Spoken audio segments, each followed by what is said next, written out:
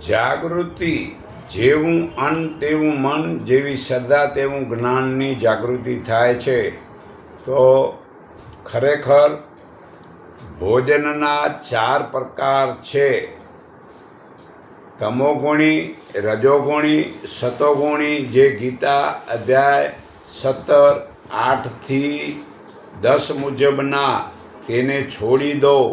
તેથી સત્વગુણ જીવનને સુખમાં બાંધે છે, રજોગુણ કર્મમાં બાંધે છે અને તમોગુણ તો જ્ઞાનને ઢાંકીને આળસમાં નાખે છે. તે તમોગુણની વૃદ્ધિમાં મૃત્યુ પામનાર મૂઢ યોનિ, પશુ પક્ષી, ઝાડ વગેરેમાં જન્મે છે. આ ગીતા અધ્યાય 14, 9-15 પુરાવો છે. તો ભોજન ગીતા અધ્યાય 9, શ્લોક 26 મુજબ જે પાંદડાનો લીલો રસ મધ નાખી ફળ, શાકભાજી, અનાજ, કઠોળ પાણીમાં ફણગાવીને લેવાથી રોગ મટે છે. બાકી રજોગુણ આહારથી રોગ થાય છે. અને પિતૃ પૂજવાના 4 નિયમ છે: શ્રદ્ધા, જીવતા માતા પિતાને અન્ન, વસ્ત્ર, દવા આપી સેવા કરવી, તર્પણ, માતા પિતાની વેદ અનુકૂળ આજ્ઞાનું પાલન કરવું, સેવા, બીમારી આવી હોય તો શારીરિક સેવા કરવી, સુષુપ્તા, વડીલોની કઠોર વાણીને સહન કરવી. તેનાથી આપણામાં કલ્યાણ થાય છે. પાપના મુખ્ય 5 કારણો છે: પદ, પૈસો, પ્રતિષ્ઠા, પુત્ર અને પત્ની. જો પુત્ર અને પત્નીમાં સંસ્કાર જો નથી તો આ બધાય વડે પાપ થાય છે. તો 5 પ્રત્યક્ષ જીવતા ચેતન દેવતા છે. 1 માતા પિતા જીવતા દેવતા છે. 2 ગુરુ આચાર્ય જીવતા દેવતા છે. 3 વિધાન સંન્યાસી જીવતા દેવતા છે. 4 પતિ પત્ની બંને અરસપરસ એકબીજામાં જીવતા દેવતા છે. 5 અતિથિ અભ્યાગતને જીવતા દેવતા સમજો. બાકીના જે છે તે ખરેખર જળ દેવતા કહેવાય છે. તો જળ દેવતા પૃથ્વી, જળ, અગ્નિ, વાયુ ને આકાશ અને જળ દેવતા કહેવાય છે. પછી 5 કોષો માટે પહેલો કોષ અન્નમય કોષ, બીજો પ્રાણમય કોષ, ત્રીજો મનોમય કોષ, ચોથો વિજ્ઞાનમય કોષ, 5મો આનંદમય કોષ. તે જીવતા જ્ઞાની પુરુષના સત્સંગથી જ આ 5 કોષોનું બંધન છૂટે છે. તો ખરેખર 5 કોષો, પહેલો અન્નમય કોષથી શરીર બનેલું છે. આ શરીરના લીધે જ જીવાત્માએ હું શરીર છું, હું 5 ફૂટનો છું, હું 6 ફૂટનો છું, હું કાળો ગોરો છું એવું અજ્ઞાન અને અંધશ્રદ્ધાને લીધે જીવાત્મા સ્થૂળ શરીરમાં બંધાયેલો છે. આ પહેલું બંધન છે. અને બીજું બંધન પ્રાણમય કોષમાં જીવાત્મા પ્રાણની સાથે બંધાયેલો છે. ત્રીજું બંધન મનોમય કોષ વડે મનની સાથે જીવાત્મા બંધાયેલો છે. કારણ કે જીવાત્મા મનને છોડી ક્ષણવાર રહી શકતો નથી. અને ચોથું બંધન વિજ્ઞાનમય કોષ છે.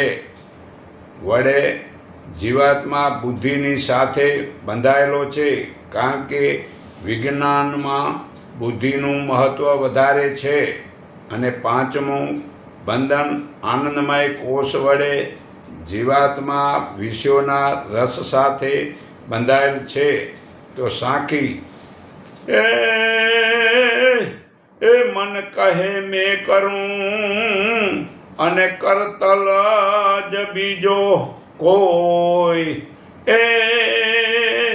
આદર્યા કર્મ અધવચે રહે, હરિ કરે સો હોય. તો બુદ્ધિમાંથી અહંકાર છૂટે તો પરમાત્મા અને આત્મા જુદા નથી. તે પરમાત્માને મહાકોશ કહેવાય છે, કારણ કે તેમનામાં શબ્દ જગત અને વસ્તુના પદાર્થો સર્વે આવી જાય છે. શબ્દ જગતમાં રહેલા જ્ઞાનને ભવકોશ કહેવામાં આવે છે અને વસ્તુ પદાર્થમાં સૃષ્ટિને ભવકોશ કહેવામાં આવે છે. આ રીતે અહંકાર છૂટે તો અંતકરણની શુદ્ધિ વડે 14 લોકના બંધન છૂટે છે. અંતકરણ શુદ્ધિ માટે કપડાં રંગવાથી કે અન્ન જળ ન ખાવાથી કે જટા વધારવાથી કે એક પગે ઊભો રહેવાથી કે માળા ફેરવાથી કે તિલક કરવાથી, તીર્થ કરવાથી કે મંદિર બનાવવાથી કે ઘર છોડવાથી, અમુક વસ્તુના ત્યાગથી અંતકરણ શુદ્ધ થતું જ નથી, પરંતુ ઉપરથી તે પાખંડ કરવાથી અહંકાર વધે છે. પરંતુ અંતકરણની શુદ્ધિ માટે તમોગુણ અને રજોગુણ આર છોડવો પડે છે. અંતકરણની શુદ્ધિ માટે મૌન, એકાંત અને પરમાત્માના જ્ઞાન અનુભવે તો સર્વે પ્રકારના બંધન છૂટે છે. રઘુર્વેદમાં પાના નંબર 164-46 આ સર્વે પરમાત્માની જુદી જુદી શક્તિઓને જ અનેક દેવી દેવતાના નામથી ઓળખવામાં આવે છે, પણ તે એક જ છે. તે સર્વના ગુણ કર્મ સ્વભાવને આપણા જીવનમાં ઉતારવા છે. તે પરમાત્માની ઉપાસના કહેવાય છે. તે સેવાના નામ કોઈ તે ઇન્દ્ર કોઈ કહે, કોઈ ગણપતિ કહે, વરુણ કહે, અગ્નિ કહે, યમ કહે, કોઈ રામ કહે, કોઈ વિષ્ણુ કહે, કોઈ શંકર કહે, કોઈ કૃષ્ણ કે કોઈ દુર્ગા કહે, કોઈ કાળી કહે, કોઈ ઉમિયા, કોઈ અલ્લાહ કહે, કોઈ ગોડ વગેરે નામનું મહત્વ નથી. તે સર્વના ગુણ કર્મ અને સ્વભાવને જાણી તે આપણા જીવનમાં ઉતારવાથી સારું થાય છે. પરંતુ બધા જ હાલમાં પરમાત્માના તે અલગ અલગ નામના લીધે ઝઘડો કરવા સર્વે તૈયાર છે. તે એક જ પરમાત્માને જ્ઞાની લોકો જુદા જુદા નામથી બોલાવે છે. તે બધા જ એક પરમાત્માના વડે જ બનેલા છે. તે હાલમાં મોટા ભાગના લોકો પરમાત્માનું ધ્યાન કરતા નથી, પરમાત્માના આચરણ જીવનમાં ઉતારતા નથી. ખાલી તેની જડ મૂર્તિ બનાવીને લડવા અને મરવા તૈયાર રહે છે, જાણે કે પરમાત્માનો ધર્મનો ઠેકેદાર બની ગયા છે. તેઓ સમજે છે કે પરમાત્મા મંદિરની અંદર જ ભગવાન રહે છે. બહાર ગમે એટલું પાપ કર્મ કરો તે પરમાત્મા જોતા નથી. તે પરમાત્માના સર્વ વ્યાપક છે. તે બધાને જુએ છે. તો તે મોટા ભાગના લોકો ભૂલી જ ગયા છે. તે બહાર બીડી, તમાકુ, ચોરી, વ્યભિચાર વગેરે પાપ કરે છે. ખાલી મંદિરમાં જવાથી તેને ધર્મ માને છે, બહાર ભગવાનને માનતા નથી. તો દેહ ભાવના બંધન છૂટે કેમ? તો પરમાત્માનું શરણ જવાથી બંધન છૂટે છે. તો સવારે 4 વાગે ઉઠવાથી જાગૃતિનો લાભ શું મળે છે સમજો. કે એક મનુષ્ય અમૃત લઈને આવે છે. સવારે તમારા ઘરની બહાર તે 2 કલાક 6 વાગે વાટ જોતો હતો, તમે ઉઠ્યા નહીં, તે ચાલ્યો ગયો. તેવી રીતે સવારે અમૃત વેળા સવારનો લાભ જે લઈ શકે છે તેને ઓક્સિજન વધુ મળે છે, તેથી આખો દિવસ શાંતિ મળે છે.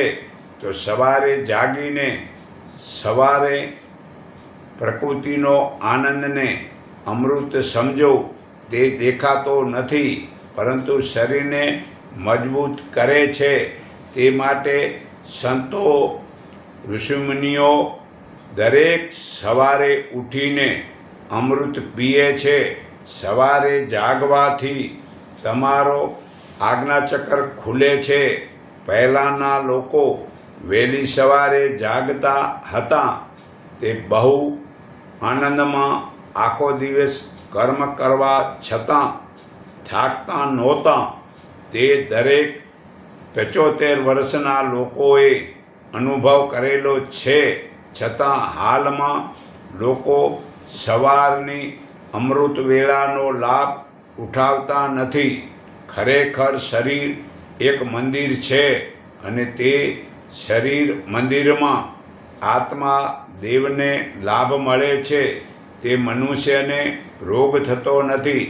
જે જંગલોમાં કોઈક પશુ પક્ષીને ઘડિયાળ નથી, છતાં તે સવારે 4 વાગે ઉઠે છે, અને ઘડિયાળ છે છતાં ઉઠતા નથી.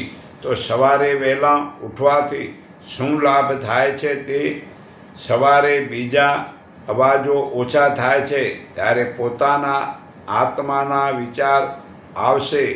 તેથી કોઈ પણ કાર્ય કરવામાં મનુષ્ય આગળ જાય છે, અને એ આળસુ લોકો તે લાભ મેળવી શકતા નથી. જે સવારે જાગીને જે સારા વિચાર ચિત્તને આપે છે, તેથી તે ચેતન મન તમને સફળ બનાવે છે. તે ધ્યાનમાં બેસીને તમારા શરીરમાં સારા વિચાર તમારા શરીરમાં જાય છે. તે વિચારો આગળ જતાં અનેક ગણા સારા વિચારો પાછા મળે છે. તેથી તમારું બીપી વધતી નથી, અને નિયમ રાખવાથી શરીર પરફેક્ટ રહે છે. કોઈ શરીરમાં વજન ખોટો વધતો નથી. અને ખરેખર તે સાત્વિક ભોજન ખાવું, અને ખરેખર યોગાસન પ્રાણાયામ ચાલવું કે કસરત કે પોતાની ફરજનું કર્મ કરવું, તો શરીર જાડું નહીં થાય, પ્રમાણિક રહેશે. અને ખરેખર પ્રાણાયામ વધુ કરો, જેથી કરીને ઓક્સિજનવાળું લોહી માથામાં જાય, તો આર્મેચર વડે એમાંથી સાયટિકા કહો કે કરંટ કહો તે વધુ મળશે. તો આ સુપર કમ્પ્યુટર આપણું 20,000 ચિપ્સનું છે. તેમાં આગળના અનેક જન્મોમાં કૂતરા, મીંદડા, ગધેડા વગેરેના જન્મમાં જે વેર, ઈર્ષા, અભિમાન, છળ, કપટ વગેરે કચરો ભર્યો છે, તે પ્રાણાયામ કરવાથી એ કચરો બળશે અને યાદશક્તિ વધશે. તો નામ, મંત્ર કે રૂપ જોડ્યા વિના શાંત ચિત્તે આંખ બંધ કરીને તે તરંગો જે નીકળશે, તે આભામંડળના તરંગો તમારું કવચ બનશે. તો જે ઋષિમુનિઓ શા માટે જંગલમાં જતા હતા? શાંતિનો ખજાનો લેવા માટે. તો આજથી 21 દિવસ તમો સવારે 4 વાગે ઉઠવાનો અનુભવ કરી જુઓ. પછી તમને શું લાભ થાય છે? તમારો ચહેરો ચમકશે, અને શરીરમાં શક્તિની ઉર્જા મળશે, અને ક્રોધ ઓછો થશે. તેઓ અનેક મોક્ષ મળશે. તો જન્મ, મૃત્યુ વગેરે સંસારના સર્વે દુઃખો, કષ્ટો, રોગો, ભય, બંધન વગેરેથી પૂરી રીતે છૂટી જવું, તેમજ પરમ શાંતિ, પૂરી સ્વતંત્રતા, પ્રસન્નતા અને નિર્ભયતાની પ્રાપ્તિ કરીને પરમાત્માનો આનંદ લૂંટવો તેને મોક્ષ કહેવાય છે. પરમાત્માના શરણે જવાથી જ મોક્ષ મળે છે. આ ગીતા અધ્યાય 18:62 પુરાવો છે. તો મુખથી મંત્રના ટંકા પાડવાથી પરમાત્મા રીઝે નહીં. નામ જપ્યું જીભ વડે, એ નામ જપ્યું જીભ વડે ને નહીં નામીની જાણ. એ ધામ તો બધા કલ્પેલા સાંભળ્યા, અંતે સાચું સમજે કોણ. અરે ભાઈ, મુખથી રામ કૃષ્ણ ગોવિંદ કર્યા કરે છે. અરે ભાઈ, આમ ટવકા પાડી પાડીને કોને બોલાવો છો? તમારો રામ કૃષ્ણ ક્યાં છે? વૈકુંઠ વગેરે આ બધું જ કલ્પેલું છે. અજ્ઞાનીને વૈકુંઠ માટે પૂછવાથી આમ હાથ ઉપર કરી આકાશમાં બતાવે છે. તેવા મૂર્ખા જાણતા નથી. મૃત્યુના સમયમાં કોઈને ઉપર લઈ જતા જોયા જ નથી. અજ્ઞાનના કારણે ખાલી એક પાછળ બીજો બોલ્યા કરે છે. આમ તે અજ્ઞાન લોકોમાં ચાલ્યા કરે છે. ત્યાં દેવી દેવતા નથી. દેવી દેવતા તો દરેકના શરીરમાં જીવરૂપે તું પોતે જ સાચો દેવ છે અને તે સાચું મંદિર છે. તે શરીર મંદિરમાં સત્યના જ્યોતિ પ્રગટાવીને સત્યના પ્રકાશ આત્મા જ્યોતિ પ્રગટાવી લે. તે જ્યોતિ જો જઠરમાં પ્રગટેલી રહે છે તે બુઝાઈ ના જાય તે પહેલાં તારું મૃત્યુના પહેલાં પરમાત્માને જાણી લે. શરીર કોડિયામાં જ્ઞાનનું દીવલ પૂરીને આ શરીરને તું એ કોડિયું સમજ.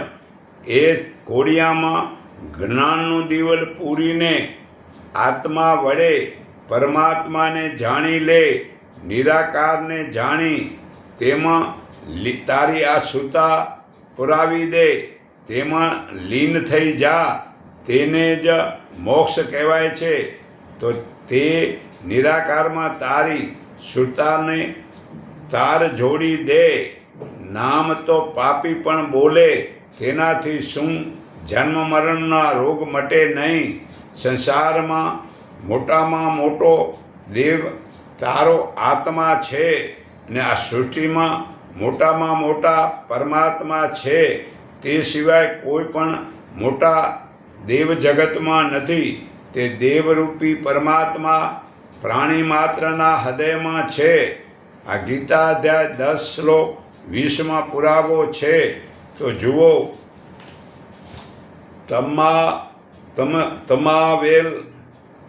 તપાવેલ લોખંડના સળિયાને તપાવેલ લોખંડના સળિયાને ટુકડા કરવાથી તે લોખંડનો સળિયો જુદો થાય છે. અગ્નિ તો જુદો થતો નથી. તેમ પ્રાણી માત્રમાં જીવ એક છે, પણ ભલે જુદા જુદા શરીર દેખાય છે. તે લોખંડરૂપી માયા પ્રકૃતિનું શરીર જુદું દેખાય છે. બાકી આત્મા બધામાં એક સમાન જ છે.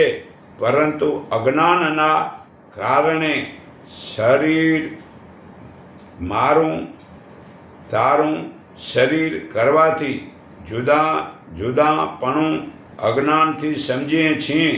શરીર ભલે જુદા જુદા દેખાય છે, આત્મા સર્વમાં કપાય નહીં, બળે નહીં તેવો છે. અને બાકી કોઈ પણ શરીરવાળો ભગવાન નથી. ભગવાન એક નિરાકાર છે. તેનો આત્મા અંશ તે શરીરમાં છે. કોઈ પણ જે આમ વળ હોય તે ભગવાન ન હોય. કોઈ પણ ઘોડો હોય તે ભગવાન ન હોય. જેનું નામ હોય એ ભગવાન ન હોય. જેનું શરીર હોય તે ભગવાન ન હોય. ભગવાન સૂક્ષ્મ આ અહીંયા મોજૂદ છે. જેમ પવન છે તેમ પરમાત્મા અહીંયા છે. તે સૂક્ષ્મ છે અને તે સીધે સીધા છે, એમાં કોઈ વળખ નથી. તે હજરા હજુર છે, તેને જાણી લો. તો પરમાત્માની જોડે પ્રેમ ના લાગે તો સુરતા રૂપી બુદ્ધિ કુંવારી છે, તો સુરતા કુંવારીને પરમાત્મા સાથે લગ્ન કરવા છે. તો ભૂલ મત રાંડ આ જ્ઞાન ઘર સાહેબ કા, રાંડ હી રાંડ સારા જગત જોયા, વેદ કુરાન પુરાણ. એ અસલી સબઈ આગલી રાંડ કા પાછલી રાંડને ગીત વગેરે ગાયા. સંત કબીર કહે છે કે અજ્ઞાની ભૂલો કરે છે, દેવી દેવતાનું સ્મરણ કરે છે, તે બધા જ રંડાણા સમજો. એક અજ્ઞાની બીજાના જેવું જે બોલે છે, તેમ જગત આખાના લોકો જે દેવી દેવતાના પુરાણો કુરાનો ગીતા વગેરેને બોલે છે, પણ આત્માજ્ઞાન વિના આગલી રાંડ જે બોલે છે તે પાછલી રાંડ બોલે છે. જેને લગ્ન પતિ સાથે થઈ જાય છે, તે પતિની સેવા કરે છે. તો પતિ એટલે કે આત્મા અને પત્ની એટલે કે શરીર, તે પ્રકૃતિ છે. પ્રકૃતિ એટલે સ્ત્રી સમજો અને જીવ એટલે પુરુષ સમજો. તે પતિ પત્ની શરીરના સાથે છે. તે પતિ પત્ની એકબીજાનું બરાબર માને છે. બાકી બહારની સ્ત્રી કે પુરુષ એકબીજાનું નહીં માને. કારણ કે જે સ્ત્રીને ખાવું પીવું જોવું સાંભળવું વગેરે કરે છે, તે પતિને ગમતું નથી. અને જે પતિને ખાવું પીવું જોવું સાંભળવું જવું આવવું તે સ્ત્રીને ગમતું નથી.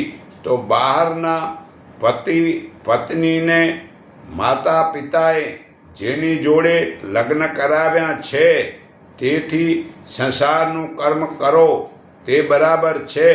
પરંતુ ભવરોગ મટાડવા છે તો પતિ એટલે આત્મા તે પોતાની પ્રકૃતિરૂપી સ્ત્રી વડેના લગ્નથી સત્ય કર્મ અને ધ્યાન કરી પરમાત્મામાં સુરતા લગાવે તો તે લગ્ન થયા સમજો.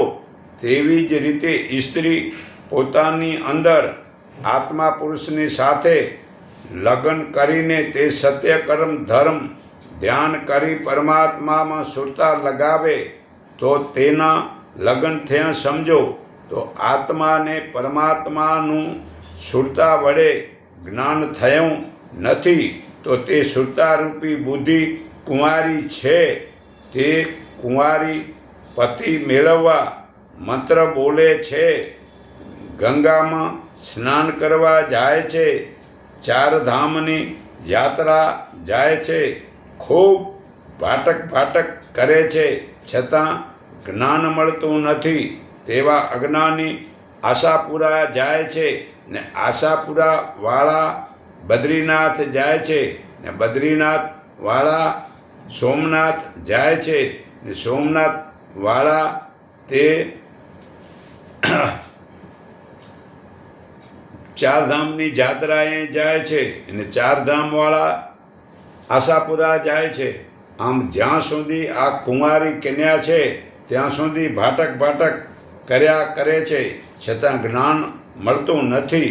કારણ કે તેમના લગ્ન કરાવનાર સદગુરુ સાચા બ્રહ્મજ્ઞાની મળ્યા નથી. જો સદગુરુ સાચા મળે તો તે સુરતા લગ્ન પરમાત્મા સાથે થાય તો તે કુંવારી રહેતી નથી.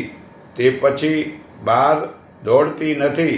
ઘરરૂપી શરીરમાં ધ્યાન વડે આનંદ લૂંટે છે, અને એને જ એકાંતમાં આનંદ આવે છે. જ્ઞાન થયા પછી જ આનંદ એકાંતનો એ લૂંટી શકે છે. તો વેશ્યા સ્ત્રીને ઘર બાળક જન્મે તો પિતા કેવો કેને, જે વેશ્યાના ઘરે બાળક જન્મે તો પિતા કેવો કેને, આ શરીર તે 3 ગુણકાનું બનેલું છે, માટે તે ગુણો વડે પુત્ર થાય છે. જુઓ, શરીરનું નામ પડે છે, તે શરીર છે, તેનું રૂપ દેખાય છે, તો વાણી તે 3 ગુણના શરીરવાળી ઘરની છે. આ વાણી તે ગુણકાની છે, તે શરીરનું નામ વાણીમાંથી નીકળે છે. એટલે જેટલા આ જીભથી બોલો નામ, તે બધા જ ગુણોના પુત્ર છે. વળી વાણી તો કુંવારી છે, તેના લગ્ન ના કરે ને વિવાહ ના કરે, છતાં પુત્ર જણી જણીને થાકી, એટલે કે બોલી બોલીને થાકી ને કાળા મુંડનો એક ના છોડ્યો. આજે પણ હું બાળ કુંવારી, તો સદ્ગુરુના જ્ઞાન જે નિરાકાર પ્રભુનું થાય નહીં, ત્યાં સુધી બાળકુંવારી છે. જેમ અજ્ઞાની નિરાકાર પ્રભુને છોડી દેવી દેવતાના નામ જપે છે, જ્યાં ત્યાં હજ યાત્રા કરે છે, તો તેની બુદ્ધિના લગ્ન થયા જ નથી. તો કુંવારી કન્યાના માંગા ઘણા આવે છે, પરંતુ જે કુંવારીનું સગપણ થઈ જાય પછી માંગા આવતા નથી. તેમ જો પરમાત્માનું જ્ઞાન થઈ જાય તો પછી તે મનુષ્ય બીજે હજ જાત્રા કે ફોકટ ફરવા જતો નથી, કે જુદા જુદા નામના જાપ કોઈ દેવી દેવતાના બોલતો નથી, કે દેવી દેવતાના મંદિરમાં જતો નથી, કે સંપ્રદાયના પંથમાં જડ સમાધિ કે મૂર્તિને પગે લાગતો જ નથી.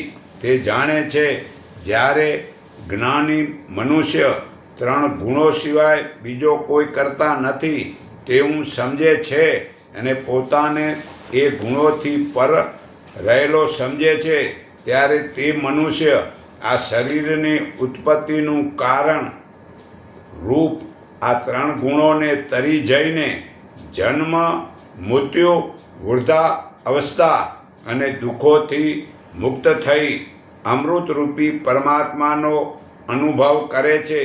તે પરમાત્મા સ્વરૂપને પામે છે. આ ગીતા અધ્યાય 14 શ્લોક 19-20 પુરાવો છે. તે સ્વરૂપના ભાનથી ખસતો નથી. સુખ દુઃખને સમાન સમજે છે. માટી, પથ્થર તથા સોનાને સમાન સમજે છે. તે સોનું પહેરતો નથી, અમો પણ સોનાનું પહેરતા નથી. સમજણ પડી ત્યારથી સોનું પહેરવાનું છોડી દીધું છે, તથા પ્રિય અને અપ્રિયમાં સમાન વર્તે છે. નિંદા અને સ્તુતિમાં સમાન રહે છે.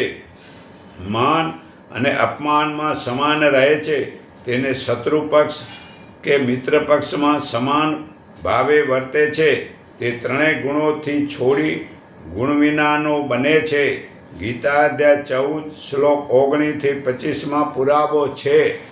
તો ખરેખર મન શુદ્ધ છે, તેને જ હજ યાત્રા, ભજન, મંત્ર વગેરેની જરૂર નથી.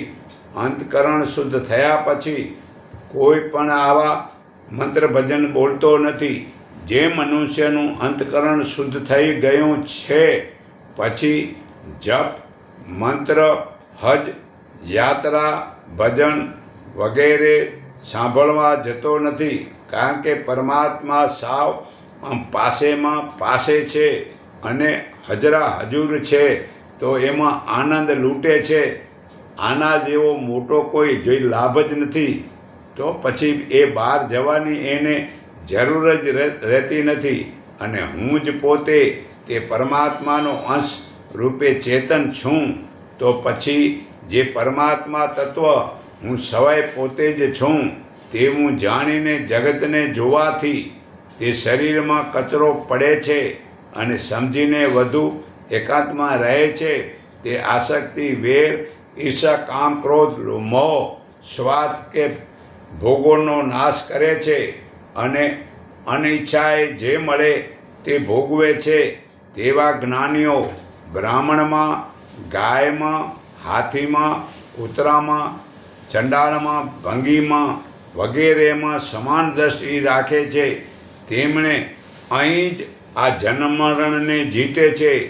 કારણ કે પરમાત્મા નિર્દોષ છે, સમાન છે. જેથી તે સમાન દ્રષ્ટિ રાખનારો મનુષ્ય પરમાત્મામાં જ સ્થિર રહે છે. સ્થિર બુદ્ધિવાળો મોહ છોડીને પરમાત્મામાં રહેલો બ્રહ્મજ્ઞાની પ્રિય વસ્તુને પ્રાપ્ત કરી હર્ષ પામતો નથી અને ખરાબ વસ્તુ પામીને દુઃખી થતો નથી. બહારના વિષયોમાં અજ્ઞાની લોકો જે અંતકરણમાં સુખ મેળવે છે તે કરતાં અનંત ગણા સુખને પરમાત્માના યોગમાં જોડાયેલો મનુષ્ય પણ અનુભવે છે.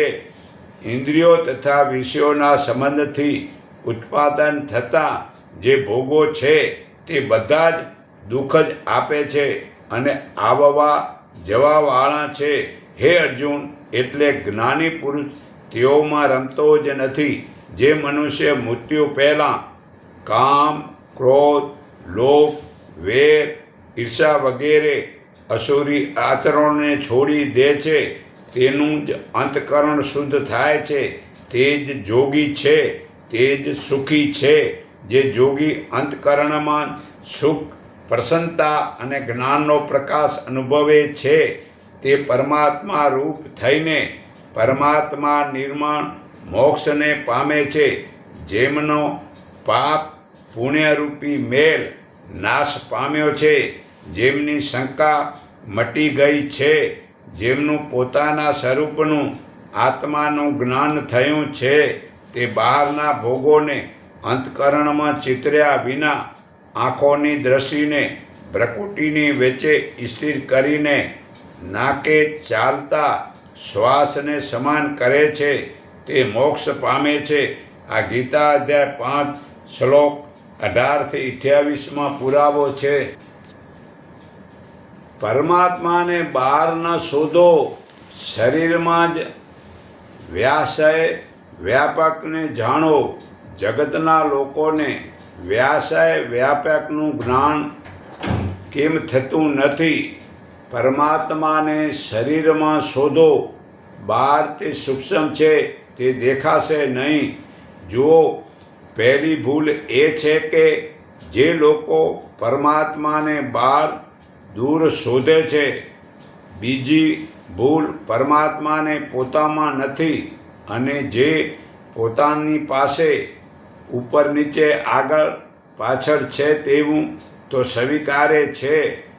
ત્રીજી ભૂલ એવી કરે છે કે પરમાત્માને પોતાની અંદર બહાર માને છે અને પોતાના શરીરમાં શોધવાનો પ્રયત્ન પણ કરે છે ને વળી બીક, ડર એવો રાખે છે કે બીજાના શરીરમાં તે પરમાત્માને શોધે છે, પૂછે છે. આવી ભૂલોનું કારણ વ્યાસય વ્યાપક અજ્ઞાન છે. જ્યારે લોકોને આ વાતનું જ્ઞાન થઈ જાય કે પરમાત્મા બધે જ વ્યાપક છે અને મારો આત્મા વ્યાસય છે, ત્યારે જ તે પોતાને સવય આત્માને સમજે છે. પોતાના હૃદયમાં હજરા હજુર છે, તેને છોડીને જે કોઈ પરમાત્મા બીજે જગાએ કે બીજામાં શોધતો તો તેને ક્યારે આત્મા મળશે નહીં.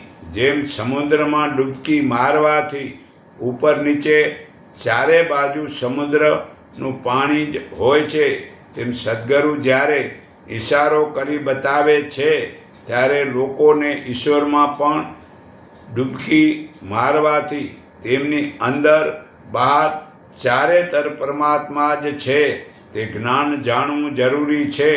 લોકો જે વ્યાસય પદાર્થ માયા છે, વ્યાપક પરમાત્માના જ્ઞાનથી જુદો જાણી લેવો જોઈએ. જે મનુષ્ય પરમાત્માને સર્વત્ર જુએ છે અને બધું પરમાત્મામાં જુએ છે, તેને માટે પરમાત્મા છુપાયેલા રહેતા નથી અને તે પરમાત્માને છુપાયેલો રહેતો નથી. સર્વ પ્રાણીઓમાં રહેલો પરમાત્મા એક જ છે. આ એકપણાને સમજે છે તે લોકો સર્વે ભૂતોમાં રહેલા પરમાત્માના આનંદ સ્વરૂપને યાદ કરે છે. તે સર્વે પ્રકારે કર્મોમાં વર્તે તો પણ પરમાત્મામાં જ વર્તે છે. હે અર્જુન, જે સર્વ પ્રાણીઓમાં પોતાની જેમ સુખ દુઃખને સમાન સમજે છે તે યોગીને પરમાત્મા શ્રેષ્ઠ માને છે, અને તે યોગી ફરીથી જન્મના બંધનમાં પડતો નથી. ગીતા અધ્યાય 6 શ્લોક 30-32 પુરાવો છે. તે પરમાત્માનું જ્ઞાન થાય તો બહાર દોડાદોડ શોધવાની મટી જાય છે. પરમાત્માને બહાર ન શોધો, તે વ્યાપક છે અને સૂક્ષ્મ છે, જ્ઞાન દ્રષ્ટિથી દેખાય છે. પરમાત્માની સાથે દરરોજ વાતો કરો. હે પ્રભુ, આપના દર્શન સાત્કાર કરવા બેસું છું. આપનું સ્વરૂપ જેવું વેદોમાં વર્ણિત છે અને ગીતામાં અર્જુન કહે છે, આપ પરમાત્મા પરમધામ છો, પરમ પવિત્ર છો. સર્વ ઋષિઓ તથા દેવર્ષિ નારદ, અસિત, દેવત અને વ્યાસ આપને પરમ પુરુષ સનાતન, દિવ્ય, આદિદેવ, અજન્મા અને સર્વવ્યાપક કહે છે, અને આપ પોતે પણ મને એમ જ કહો છો.